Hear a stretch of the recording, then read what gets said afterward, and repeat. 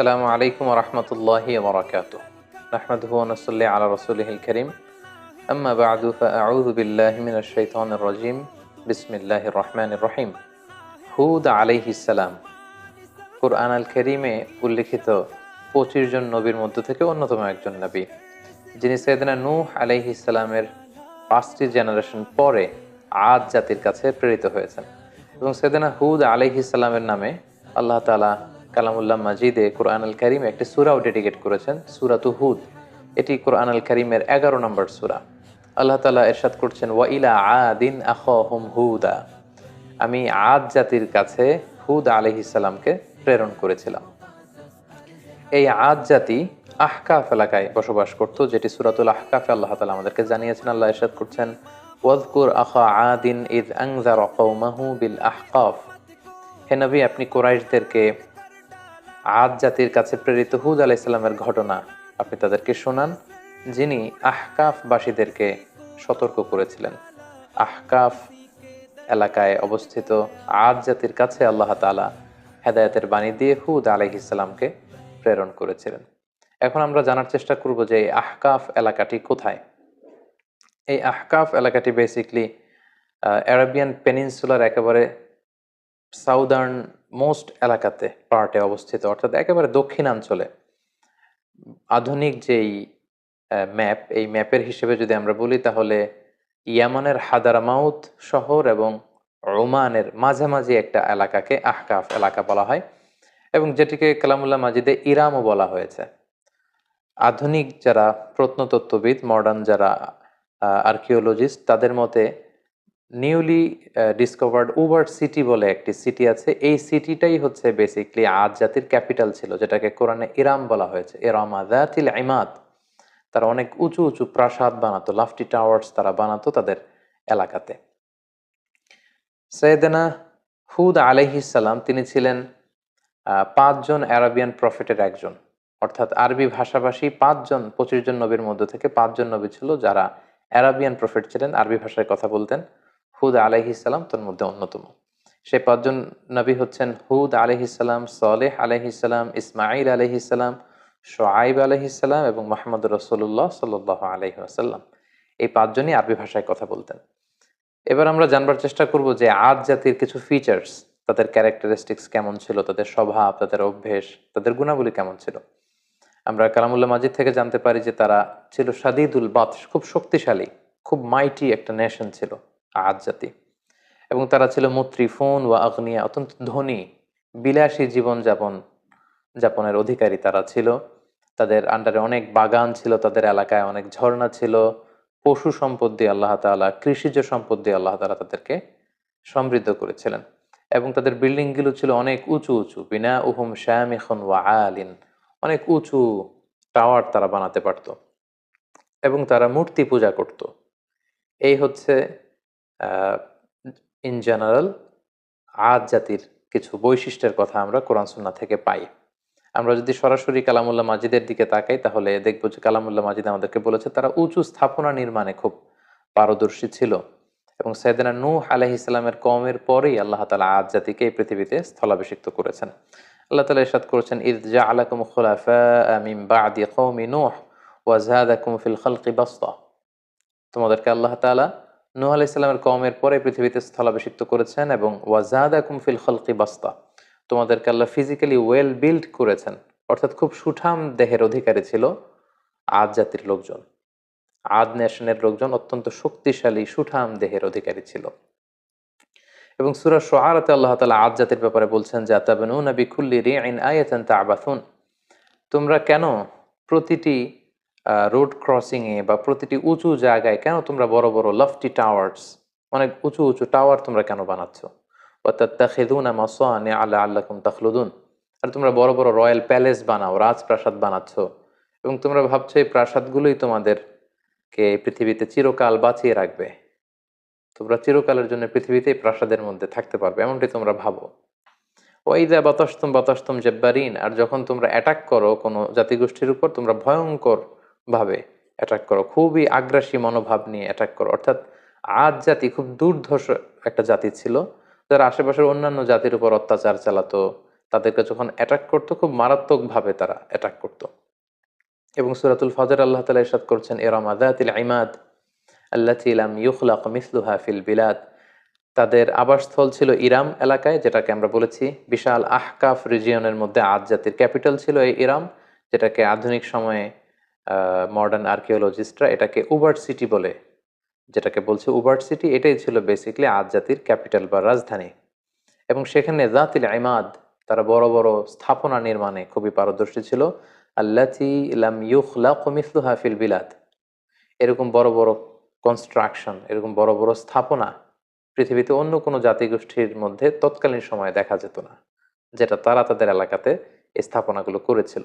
এবং সবচেয়ে বড় ব্যাপার হচ্ছে যে তারা খুব অহমিকা বোধ করতো, অহংকার করত, এটা নিয়ে খুব একটা বোস্টফুল ভাব তাদের মধ্যে ছিল, একটা ইন্টালিজেন্স ছিল, একটা প্রাইড ছিল যে আমরাই সেরা, আমরাই সবচেয়ে বড়, আমাদেরকে শেষ করে দেওয়ার মতো কেউ নেই, যেটা সরাসরি কোরআন কোট করেছে। আল্লাহ তাআলা ইরশাদ করেছেন, ফাআম্মা আদুন ফাস্তাকবারু ফিল আরদ, আর আদ জাতি পৃথিবীতে অহংকার প্রদর্শন করেছিল বিগাইরিল হক, অন্যায়ভাবে তারা নিজেদেরকে অনেক বড় বলে মনে করত, বড়ত্বের ঘোষণা দিত খুব বেশি বেশি।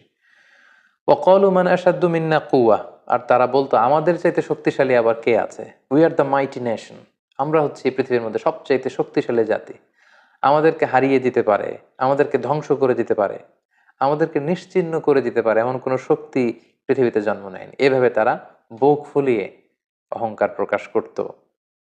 আল্লাহ তাআলা বলছেন, আওয়ালাম ইয়ারাউ আন্নাল্লাহা আল্লাযী খালাকাহুম হুয়া আশাদ্দু মিনহুম কুওয়া, ওরা কি দেখে না যে আল্লাহ তাআলা তাদেরকে সৃষ্টি করেছে, তিনি তাদের চাইতে অনেক বেশি শক্তিশালী।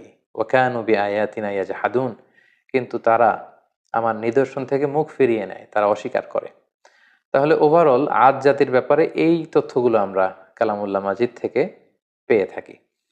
তো এই জাতিগোষ্ঠীকে অহংকার ছেড়ে দিয়ে, এই দাম্ভিকতা ছেড়ে দিয়ে, এই বড়ত্ব ছেড়ে দিয়ে তারা যেন তাওহীদের দিকে ফিরে আসে, শিরকের চর্চা ছেড়ে তারা যেন এক আল্লাহর দাসত্বে বা এবাদতের দিকে ফিরে আসে, এজন্য আল্লাহ তাআলা সাইয়েদনা হুদ আলাইহিস সালামকে এই জাতিগোষ্ঠীর হেদায়েতের জন্য তিনি আদ জাতির কাছে প্রেরণ করেছেন।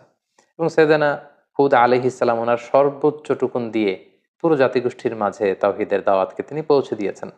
সূরাতুল আরাফ আল্লাহ তাআলা ইরশাদ করছেন, ওয়া ইলা আদিন আখাহুম হুদা, আমি আদ জাতির কাছে তাদেরই একজন ভাই, অর্থাৎ তাদেরই একজন লোক হুদকে নবী হিসেবে প্রেরণ করলাম। আমরা জানি যে কালামুল্লাহ মাজিদে প্রতিটি জাতিগোষ্ঠীর ক্ষেত্রে আমরা দেখেছি ভিনদেশী কোনো লোককে আল্লাহ তাআলা নবী হিসেবে অ্যাসাইন করেননি, কখনো করেননি, বরং তাদের গোষ্ঠীর মধ্য থেকে, তাদের নেশনের মধ্য থেকে, তাদের কোনো সাব ট্রাইবের মধ্য থেকে তিনি একজনকে তাদের হেদায়েতের জন্য তিনি সিলেক্ট করেছেন, যিনি তাদেরকে জান্নাতের সুসংবাদ দিবেন, জাহান্নাম থেকে ভীতি প্রদর্শন করবেন। এবং হুদ আলাইহিস সালাম সেটাই করেছেন। তাদের মধ্য থেকেই তিনি নবী হিসেবে এসেছিলেন। এবং সব নবীরা যে তাওহীদের দাওয়াত দিয়েছেন, সাইয়েদনা হুদ আলাইহিস সালাম সেই তাওহীদের দাওয়াতই তার জাতিগোষ্ঠীর কাছে তিনি পেশ করেছেন। তিনি বলেছেন, ইয়া কওমি আবুদুল্লাহ মা লাকুম মিন ইলাহিন গায়রু আফালা তাত্তাকুন, হে আমার জাতিগোষ্ঠীর লোকেরা, তোমাদের কি হলো, কেন তোমরা এক আল্লাহকে রেখে দিয়ে এত এত মূর্তির ইবাদত করছো, আফালা তাত্তাকুন, তোমরা কি আল্লাহকে ভয় করবে না? এটা একটা কমন দাওয়াত ছিল সব নবীদের, সব নবীরাই এক আল্লাহর দাস আমাদেরকে বানানোর জন্য পৃথিবীতে এসেছেন। আমরা যেন হাজার হাজার রবকে ছেড়ে দিয়ে, হাজার হাজার মূর্তিকে ছেড়ে দিয়ে, পৌত্তলিকতা ছেড়ে দিয়ে আমরা যেন এক আল্লাহর বান্দায় পরিণত হতে পারি, এটাই ছিল সব নবীদের মিশন এবং ভিশন। পাশাপাশি আমরা জানি যে আদ জাতি খুব শক্তিশালী একটা জাতি ছিল, তাদেরকে আল্লাহ তাআলা অনেক নাজ নেয়ামত দিয়েছেন। তো সাইয়েদনা হুদ আলাইহিস সালাম এই নাজ নেয়ামতের কথা স্মরণ করিয়ে দিয়েও তাদেরকে তাওহীদের দিকে দাওয়াত দিয়েছেন। তিনি বলেছেন, ওয়াযকুরু ইয জাআলাকুম খুলাফা মিন বা'দি কওমি নূহ, অর্থাৎ হে আমার জাতিগোষ্ঠী, তোমরা কি দেখছো না যে নূহ আলাইহিস সালামের পরে আল্লাহ তোমাদেরকে পৃথিবীতে সম্মানিত করেছেন। নূহ আলাইহিস সালামের কওমকে আল্লাহ তাআলা মহাপ্লাবন দিয়ে ধ্বংস করেছেন। সো তারা তো তোমাদের অ্যানসেস্টর ছিল, তোমাদের পূর্বপুরুষদের কি ভাগ্যে কি ঘটেছে এটা তো তোমরা দেখেছো। সো এটা দেখেও তোমরা কেন শিক্ষা নিবে না? এবং ওয়াজহাদাকুম ফিল খালকি বাসতা, আল্লাহ তোমাদেরকে সুঠামদেহী করেছেন, শক্তিশালী করেছেন। ফাযকুরু আলা আল্লাহি লাআল্লাকুম তুফলিহুন, ফলে আল্লাহ তাআলা তোমাদেরকে যে নেয়ামত দিয়েছেন এই নেয়ামতগুলোকে তোমরা স্মরণ করো, আল্লাহর নেয়ামতের শুকরিয়া করো। এইভাবে তিনি দাওয়াত দিতে লাগলেন। পাশাপাশি তিনি বোঝাতে চাইলেন যে তোমরা যতই পাপ করো না কেন, যতই অন্যায় করো না কেন, আল্লাহর তওবার দরজা, রহমতের দরজা এটা তোমাদের জন্য খোলা সব সময়। The door of Allah is open for you 24/7। যে কোনো সময় তুমি ইস্তেগফার করো, তওবা করো, শিরক থেকে ফিরে এসে এক আল্লাহর ইবাদতে মনোনিবেশ করো, আল্লাহ তাআলা তোমাদেরকে ক্ষমা করবেন। এবং সেটাই তিনি বললেন, ইয়া কওম ইস্তাগফিরু রাব্বাকুম, হে আমার জাতিগোষ্ঠীর লোকেরা, তোমরা আল্লাহর কাছে ক্ষমা চাও। সুম্মা তুবু ইলাইহি, আল্লাহর দিকে ফিরে আসো। Come back to your lord. ইউরসিলিস সামাআ আলাইকুম মিদরারা, তাহলে আকাশ থেকে আল্লাহ তাআলা রহমতের বাড়ি বর্ষণ করবেন। ওয়া ইয়াজিদুকুম কুওয়াতান ইলা কুওয়াতিকুম, এখন যে শক্তিমত্তা আছে এটাকে আল্লাহ আরো আরো বাড়িয়ে দিবেন, আরো শক্তিশালী জাতিতে তোমরা রূপান্তরিত হবে। ওয়ালা তাতাওয়াল্লাউ মুজরিমিন, আর তোমরা অবাধ্যতা করে পাপাচারিতায় মগ্ন হয়ে মুখ ফিরিয়ে নিও না। সাইয়েদনা হুদ আলাইহিস সালাম এভাবে তিনি জাতিগোষ্ঠীর হেদায়েতের জন্য দাওয়াত দিতে লাগলেন, তাওহীদের বাণী তিনি শোনাতে লাগলেন। কিন্তু আমরা জানি যে বেশিরভাগ নবী তাদের এলাকাতে খুব বেশি ওয়েলকাম তাদেরকে জানানো হয়নি, বরং তাদের দাওয়াতকে প্রত্যাখ্যান করা হয়েছে। এবং আদ জাতির ক্ষেত্রেও ঠিক এটাই ঘটেছে। তাদের রেসপন্স কেমন ছিল এই দাওয়ার পরে আমরা সেটা যদি দেখি, তাহলে কালামুল্লাহ মাজিদ আমাদেরকে বলছে তাদের রেসপন্স ছিল এরকম, কলু ইয়াহুদু মা জিইতানা বিবাইয়িনা, হে হুদ, তুমি যে নবী কি প্রমাণ আছে, আমাদের তো বিশ্বাস হয় না। ওমা নাহনু বিতারিকি আলিহাতিনা আন কওলিক, তোমার এই কথায় তো আমরা আমাদের বাপ দাদা রেখে যাওয়া মূর্তিগুলোকে ছেড়ে দিতে পারি না। তুমি কি বলতে চাচ্ছ যে আমাদের পূর্বপুরুষরা ভুল করে গিয়েছে? আমরা তো এগুলো ছেড়ে আসতে পারি না। ওমা নাহনু লাকা বিমুমিনিন, তোমার কথায় আমরা বিশ্বাস করি না। তারা আরো বলতো, কলু আজিইতানা লিতাফিকানা আন আলিহাতিনা, হে হুদ, তুমি কি আমাদের ইলাহ বা উপাস্যদের থেকে আমাদের মুখকে ফিরিয়ে নিতে চাচ্ছ, সরিয়ে দিতে চাচ্ছ? আর তুমি বলছো যে আমরা যদি মূর্তির পূজা ছেড়ে না দিই তাহলে আযাব আসবে। ফাআতিনা বিমা তাইদুনা ইন কুনতা মিনাস সাদিকিন, তাহলে আযাব নিয়ে আসো, দেখাও, দেখি তোমার সাধ্যে কতটুকু কুলায়, তুমি কত বড় শক্তিশালী হয়েছো, তোমার আল্লাহর ক্ষমতা কতটুকু আমাদেরকে পারলে দেখাও। তুমি যে আযাবের কথা বলছো সে আযাব আমাদেরকে চাক্ষুষ দেখাও, যদি তুমি সত্যবাদী হয়ে থাকো। এভাবে সাইয়েদনা হুদ আলাইহিস সালামের দাওয়াতি কথাকে, আহ্বানকে তারা প্রত্যাখ্যান করে তুচ্ছ তাচ্ছিল্যের সাথে ওনাকে আহ, পুরো আদ জাতি তারা রিজেক্ট করলো। সাইয়েদনা হুদ আলাইহিস সালাম শেষবারের মতো তাদেরকে ওয়ার্নিং করলেন এবং বললেন যে এক আল্লাহর ইবাদত যদি তোমরা মেনে না নাও তাহলে তোমাদের উপর ভয়ঙ্কর শাস্তি আসবে, ভয়ঙ্কর শাস্তি। মেঘমালা দিয়ে, প্রচন্ড বাতাস দিয়ে আল্লাহ তোমাদেরকে ধ্বংস করে দিবেন। তারা বললেন যে ফাতিনা বিমা তাইদুনা ইন কুনতুম মিনাস সাদিকিন, তাহলে দেখাও, সে শাস্তি যদি আসার হয়ে থাকে তাহলে নিয়ে আসো, দেখি কতটুকু শাস্তি আসতে পারে। অতঃপর আল্লাহ তাআলা সাইয়েদনা হুদ আলাইহিস সালামকে বললেন, এই জাতিগোষ্ঠীর উপর অচিরেই আমি শাস্তি পাঠাবো। আল্লাহ তাআলা ইরশাদ করছেন, ফালাম্মা রাআউহু আরিদান মুস্তাকবিলা আওদিয়াতিহিম ক্বালু হাযা আরিদুম মুমতিরুনা, হঠাৎ দেখা গেল পুরো আদ জাতির ওই এরিয়াতে, দ্য এন্টায়ার ভ্যাসিনিটিতে চারদিকে শুধু মেঘ আর মেঘ, মেঘমালা, একেবারে ক্লাউডি একটা সিচুয়েশন। এবং এরকম মেঘমালা তারা কখনো জমা হতে দেখেনি তাদের আকাশে।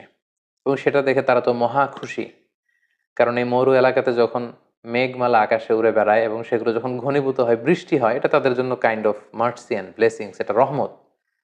কারণ এতে করে তাদের জমিন উর্বর হবে, এতে করে তাদের পশুগুলোর ওট, তারপর মেষ, ভেড়া, এগুলোর খাবারের যোগান হবে, গাছপালাগুলো সবুজ তৃণলতায় ভরপুর হয়ে যাবে পুরো এলাকা।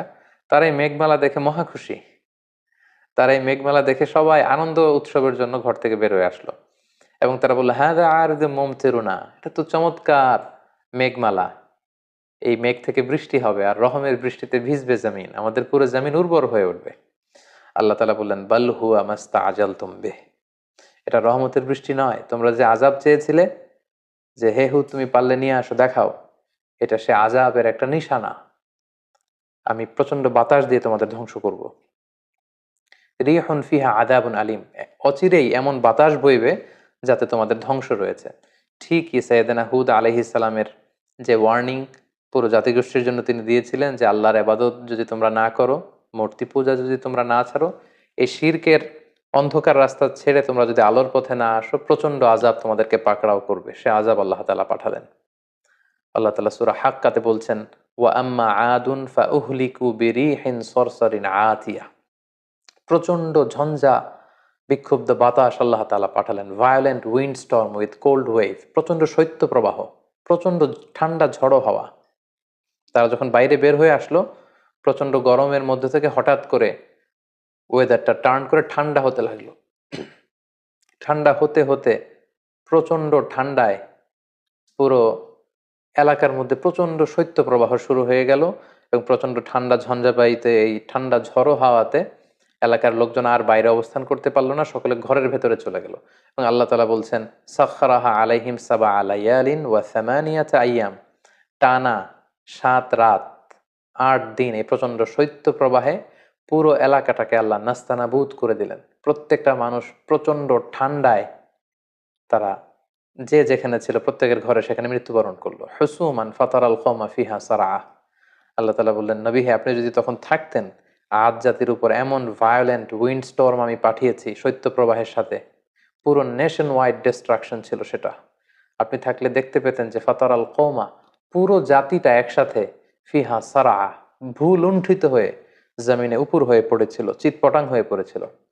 তাদেরকে দেখলে আপনার মনে হতো কান্নাহুম আজাজু নাখলিন খাওয়িয়া, এগুলো যেন কেমন যেন ভেঙে যাওয়া খেজুর গাছ।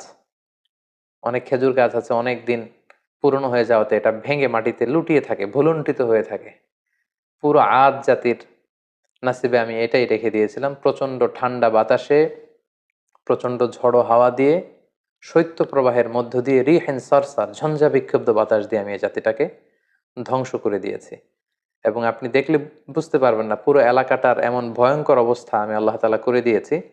আপনি দেখলে বুঝতেই পারবেন না যে এখানে এরকম মাইটি নেশন, এরকম শক্তিশালী একটা জাতি এখানে ছিল, এটা দেখে বোঝারই উপায় নেই। সম্মানিত, শুধু ঠিক এভাবেই এই পৃথিবী থেকে এরকম একটি মাইটি নেশনের বিদায় ঘটেছে আল্লাহ তাআলার অবাধ্যতার কারণে, অহংকার প্রদর্শনের কারণে। সাইয়েদনা হুদ আলাইহিস সালামের আনিত এই দাওয়াতকে প্রত্যাখ্যান করবার কারণে পুরো জাতিগোষ্ঠীকে আল্লাহ তাআলা ধ্বংস করে দিয়েছেন। এই হুদ আলাইহিস সালামের পুরো জীবনী থেকে আমরা কি শিখতে পারি? আমরা যদি কিছু লাইফ লেসন এখান থেকে নিতে চাই, তাহলে আমরা প্রথমেই বলবো, 1 নম্বর যেটা আমরা শিখতে পারি যে আল্লাহ তাআলা যদি আমাদেরকে কোনো নেয়ামত দিয়ে থাকেন, আমাদের কৃতজ্ঞ হওয়া উচিত, গ্রেটফুল হওয়া উচিত, শুকরিয়া জ্ঞাপন করা উচিত, শুকুর গুজার হওয়া উচিত। তাদেরকে আল্লাহ তাআলা বাসতাতান ফিল খালক, সুঠামদেহী বানিয়েছেন, শক্তিশালী বানিয়েছেন, বড় বড় টাওয়ার বানানোর সুযোগ করে দিয়েছেন, প্রতিপত্তি দিয়েছেন, শান শওকত দিয়েছেন। কিন্তু তার বিপরীতে এগুলোর শুকুর গুজার তারা হয়নি। আল্লাহ তাআলা শুকরিয়া না করে তারা সেখানে অহংকার প্রদর্শন করছিল, নিজেদের বরত্বের ঘোষণা দিচ্ছিল। সো এই শিক্ষাটি আমরা নিতে পারি, আল্লাহর কোনো নেয়ামত পেলে যেন আমরা নেয়ামতের শুকরিয়া করি। আল্লাহ তাআলা বলছেন, লা ইন শাকারতুম লা আযীদান্নাকুম ওয়া লা ইন কাফারতুম ইন্না আযাবি লাশাদীদ। যদি তোমরা আমার নেয়ামতের শুকরিয়া করো, আমি আল্লাহ তাআলা এই নেয়ামতকে আরো বহুগুণ বাড়িয়ে দেব। আর যদি না শুকরি করো, তাহলে জেনে রাখো আমার শাস্তি বড় ভয়ঙ্কর। 2 নাম্বার যে শিক্ষাটি আমরা পাই সেটা হচ্ছে আমাদের হিস্ট্রি থেকে শিক্ষা নেওয়া উচিত। অর্থাৎ ইতিহাস থেকে আমাদেরকে শিক্ষা নিতে হবে। একটা কথা বলা হয় এরকম যে ইতিহাসের সবচেয়ে বড় শিক্ষা হচ্ছে যে মানুষ ইতিহাস থেকে শিক্ষা নিতে চায় না। কারণ আমরা কালামুল্লাহ মাজিদের আয়াত থেকে আমরা জানতে পেরেছি ইমিডিয়েটলি আফটার কওমে নূহ তারা পৃথিবীতে এসেছিল। আদ জাতিকে আল্লাহ তাআলা নূহ আলাইহিস সালামের কওমের পরেই মহাপ্লাবন দিয়ে যখন পুরো নূহ আলাইহিস সালামের মুশরিক কওমকে আল্লাহ ধ্বংস করেছেন, তারপরে আদ জাতি এসেছিল। সো তাদের হাতের নাগালেই ছিল সেই ঘটনা, কিভাবে বন্যা হয়ে পুরো পৃথিবীবাসী শেষ হয়ে গিয়েছিল আল্লাহ তাআলার অবাধ্যতার কারণে। সো এটা ভুলে যাওয়াটা তাদের জন্য বুদ্ধিমত্তার পরিচয় ছিল না, বরং সেখান থেকে তাদের শিক্ষা নেওয়া দরকার ছিল। সো এটাও আমরা এখান থেকে শিখলাম যে ইতিহাস যেন আমরা ভুলে না যাই, আমরা যেন ইতিহাস থেকে শিক্ষা নিতে পারি। 3 নাম্বার যে শিক্ষাটি আমরা এখান থেকে পেতে পারি সেটা হচ্ছে অহংকার এবং ঔদ্ধত্যের শেষ পরিণতি হচ্ছে ধ্বংস। আল্লাহ তাআলা তাদেরকে অনেক শক্তি দিয়েছেন, তারা অনেক শক্তিশালী একটি জাতি ছিল, মাইটি নেশন ছিল, কিন্তু তাদের অহংকার এবং অধ্যত্বের কারণে কিন্তু আল্লাহ তাআলা ধ্বংস করে দিয়েছেন। কারণ অহংকারকারীদেরকে আল্লাহ তাআলা কখনোই পছন্দ করেন না। হাদিসে কুদসিতে, সুনান ইবনে মাজায় একটি হাদিস এসছে, হাদিসে কুদসি, সেখানে আল্লাহ তাআলা ইরশাদ করছেন, আল কিবরিয়া উ রিদাই, অহংকার হচ্ছে আমার চাদর, ওয়াল আযামাতু ইজহারি, আর বড়ত্ব হচ্ছে আমি আল্লাহর লুঙ্গি। ফামান নাযাআনি ওয়াহিদাম মিনহুমা আলকাইতুহু ফিন-নার ওয়ালা উবালি, যে আমার এই চাদর ধরে টান দেয়, অর্থাৎ যে অহংকার করতে চায়, যে নিজেকে নিজের বরত্বের ঘোষণা দিতে চায়, সে কেমন যেন আমার চাদর, আমার লুঙ্গি ধরে সে টান দিচ্ছে, সো যে আমার অহংকারের এই এই চাদর ধরে টান দেয় তাকে আমি জাহান্নামে নিক্ষেপ করব, ওয়ালা উবালি, আই ডোন্ট কেয়ার। আল্লাহ বলেন তাদের দিকে আমি ভ্রুক্ষেপ করব না। সো আমরা যেন আল্লাহর দেয়া নেয়ামতের শুকর গুজার হতে পারি, আমরা যেন ইতিহাস থেকে শিক্ষা নিতে পারি, এবং সব সময়ের জন্য আমরা যেন অহংকার এবং ঔদ্ধত্যকে পরিহার করে বিনয়ী বান্দা হতে পারি। আল্লাহ তাআলা আমাদের সবাইকে কথাগুলো বুঝার ও আমল করার তৌফিক দান করুক। হাদা মা ইনদি ওয়াল ইলমু ইনদাল্লাহ, আলাইহি তাওয়াক্কালতু ওয়া ইলাইহি উনীব। ওয়াসসালামু আলাইকুম ওয়া রাহমাতুল্লাহি ওয়া বারাকাতুহু।